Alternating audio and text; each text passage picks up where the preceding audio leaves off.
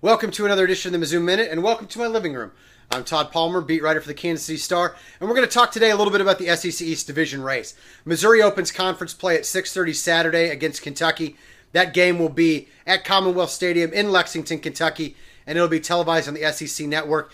It's a little bit of an interesting situation in my mind because Kentucky is already 1-1 in conference. They won at South Carolina 2 weeks ago. They lost at home in a heartbreaker against Florida last week. But they've already been in the conference fire a little bit, whereas Missouri has played Southeast Missouri, at Arkansas State, and Connecticut. This is going to be a step up in competition for Missouri. I expect the Wildcats will have the best defense Missouri's seen, although Connecticut's was pretty good. I also think that Boom Williams, who's fifth in the SEC in rushing right now, is going to be the best running back Missouri's seen. So from that standpoint, this will be the biggest challenge of the season. I also think that Missouri's a little bit better on offense, a little bit better on defense, and has a proven track record of winning on the road these last couple of years.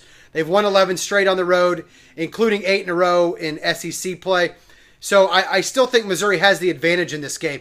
Kentucky's one of two teams, along with Tennessee, that has never beaten Missouri since they joined the conference in 2012. So I give Missouri an edge in this one.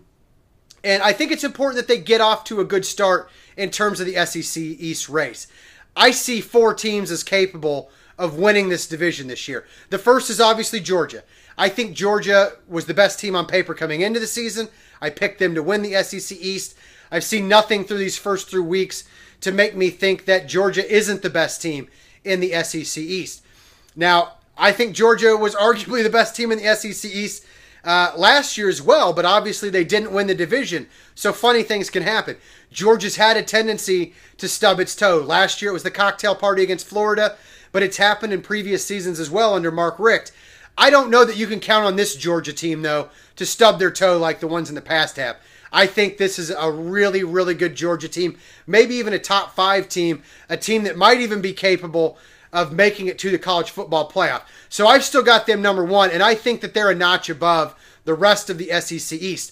Missouri, though, I think, headlines that second tier. Look, they've won back-to-back titles. They've proven they can win close games. They've proven they can win on the road. They've proven they can pull games out of the fire in the fourth quarter and that they can finish games in a very tough conference. So I think that track record makes you feel pretty good about Missouri's chances, especially when you consider that Florida and Tennessee both have to come to Missouri. And those are the other 2 teams that I think are in the mix here as potential candidates to win this division.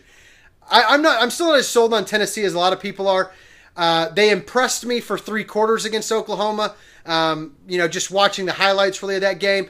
But obviously, they ultimately give that one away at home against the Sooners.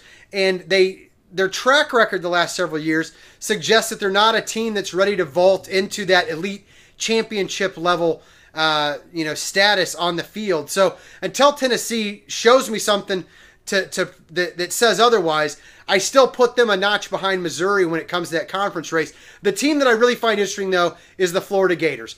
They're in their first year under Jim McElwain.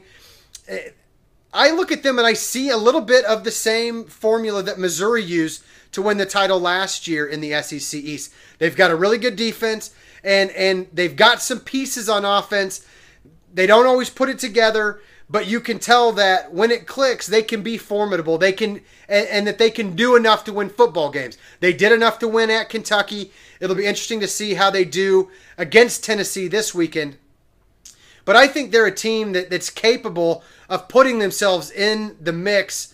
And look, they proved last year, even in, as Will Muschamp's career at Florida was kind of being swept away. They proved last year that they can beat a team like Georgia. They have that kind of talent. So I think those are the 4 teams you look at. I still think Georgia and Missouri finish 1-2 in the conference when it's all said and done. But Missouri needs to get off to a good start. They can't afford to give Georgia any cushion because I don't think Georgia is going to let them off the hook like they did last year. Be sure to visit kansascity.com for more on the Missouri Tigers as they prepare for Kentucky on Saturday.